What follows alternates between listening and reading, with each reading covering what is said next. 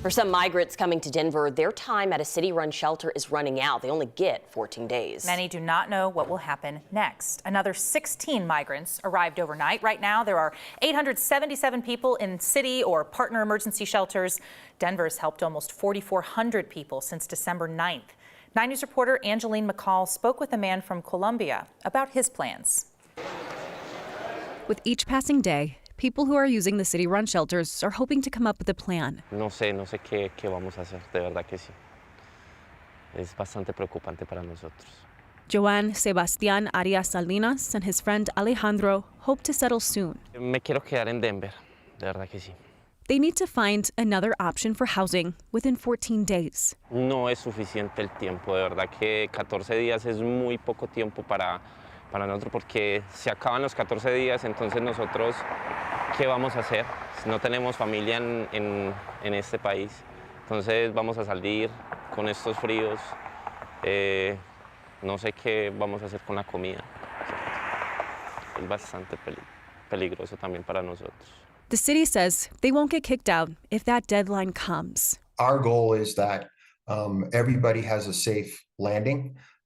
It's the middle of winter in Colorado, and really making sure that people are safe, given the weather conditions, given the fact that people have a lot of needs, and we want to work with them and help them get to a better place. Evan Dreyer with the mayor's office says they're working to find other options for people, host families and churches, something more stable. So working as hard as we can with the entire community to try to find something that's not an emergency shelter setting for somebody. That's our work right now. For those on the other end, their hope is a job, for a way to find that stability. Entonces es bastante difícil por ese lado, de verdad. No tenemos un apoyo, una recomendación para poder conseguir ese trabajo. Even with so many obstacles, they're optimistic to find a new place to call home. Estoy agradecido y sí, estoy contento porque por todo lo que pasé, gracias a Dios, creo en un Dios y estoy bien. Estoy bien, con salud, con ánimos, porque no los puedo dejar caer arriba. Today is the 14-day mark for many people who are already in the shelter system when that rule was created. But of course, that date varies depending on when people actually got into the shelter where they were staying. Yeah, you understand there are limited resources, but also you understand, what migrants are going through. It's hard enough to find a job. You're going to a brand new city, country, you don't speak the language. You understand, right? Exactly, and I think that's what so many people are struggling with. They're in a new city that they are not familiar with. They don't necessarily have a means to navigate the city. Many of them are using transportation, public transportation, to try to get around. In some cases, people have gotten lost trying to do that, just trying to network, find jobs here and there. And so, yeah, it's very challenging. 14 days is not a lot of time, but thankfully the city says that they're not, kicking people out and putting them in the cold, and I know that was a concern for many migrants, considering the climate is so different than what they're used to. And the tail end of this journey that they've been on up to this point. Yeah, months long. 4 months, sometimes 7 months, very long. Right. Angeline, thank you. Some 16 months after a grand jury indicted 3 police officers and 2 paramedics in the death of Elijah McClain, a judge has now set dates for trials in these cases. This comes after he split these defendants into 3 groups. Elijah McClain died in August of 2019, days after an encounter with Aurora police officers and fire paramedics. He was doing nothing wrong when they stopped him, put him in a carotid hold, and injected McClain with ketamine. In September of 2021, a grand jury, handed down a 32-count indictment charging all 5 first responders with manslaughter and criminally negligent homicide, among other charges. 9 News reporter Steve Steger was in the courtroom for these hearings today. Steve, all of the officers and paramedics pleaded not guilty today. And attorneys for all 5 of these defendants wanted to delay the arraignments in this case, but the judge said it is time to get these cases moving, and so he turned to the calendar. First up for trial, current Aurora officer Randy Rodema and former Aurora officer Jason Rosenblatt. Neither were first on the scene that night, but helped control McClain while paramedics arrived on scene. Their trial is slated to start in July. It'll be followed by Aurora Fire and Rescue paramedics Peter Chikuniak and Jeremy Cooper, both charged with administering the ketamine that a revised autopsy now says contributed to McClain's death. Their trial is on the calendar for August. The last trial in this case will be for the first officer who arrived, Nathan Woodyard. According to the indictment, Woodyard put McClain into a carotid hole, which caused him to temporarily lose consciousness. Woodyard's trial is scheduled for September. Elijah McClain was walking home from a convenience store. He'd done nothing wrong and was unarmed when Woodyard stopped him. McClain's family was not in the courtroom for the hearings today, but that courtroom was still packed. A large group of people seemed to be in support of the two paramedics in this case. They all got up and walked out after the paramedics were done with their arraignment this afternoon. Local and national media here too. So a lot of interest in this case, Jenny. A lot of people are going to be watching this as the cases start to get rolling here if everything goes according to plan this summer. Yeah, no surprise about the high level of interest in this case, Steve. And certainly it's been a long time that we've been waiting to see what would happen in this case. So, yeah, an awfully long time. All right, Steve, thank you for your reporting. One of the suspects that was just arrested for the murder of a teenager last March, also now charged with a different murder from last summer. Yesterday, police announced Robert Solano was connected to the killing and dumping of 17-year-old Jasmine Rivas Hernandez in Denver.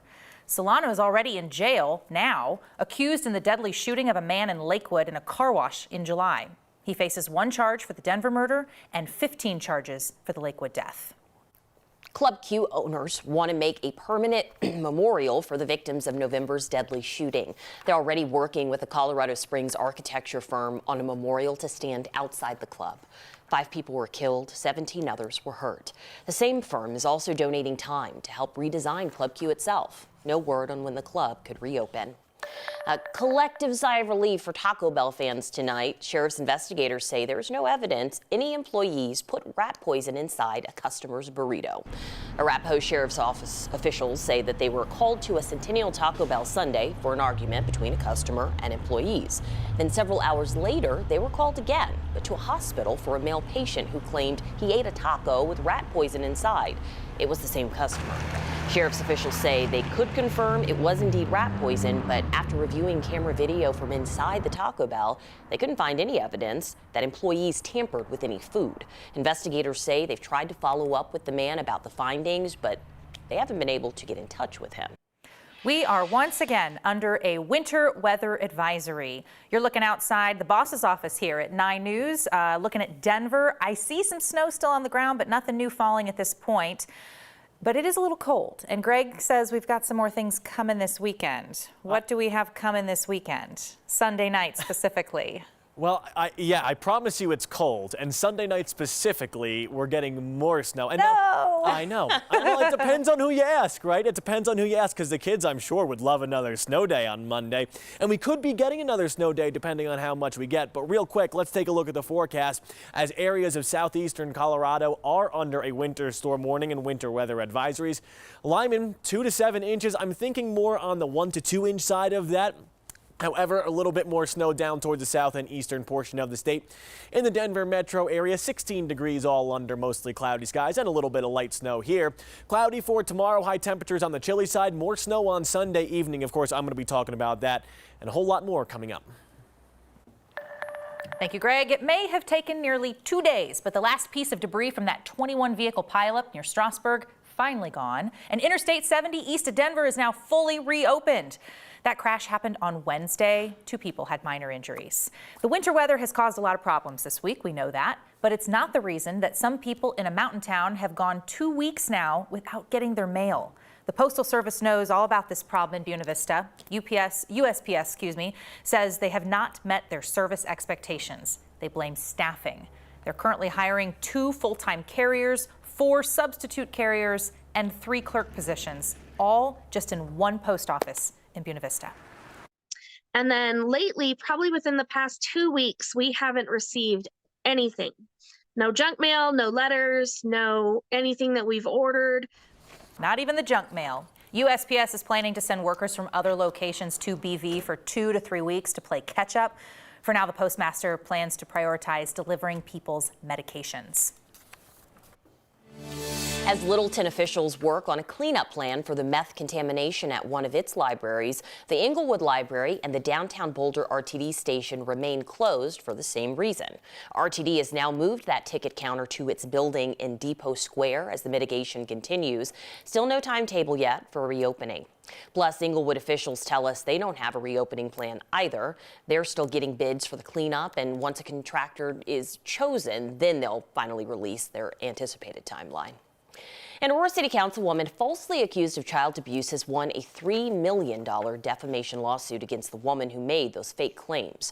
An investigation cleared Councilwoman Danielle Jurinsky of any wrongdoing. Jurinsky sued Robin Niceta, the former partner of former Aurora Police Chief Vanessa Wilson.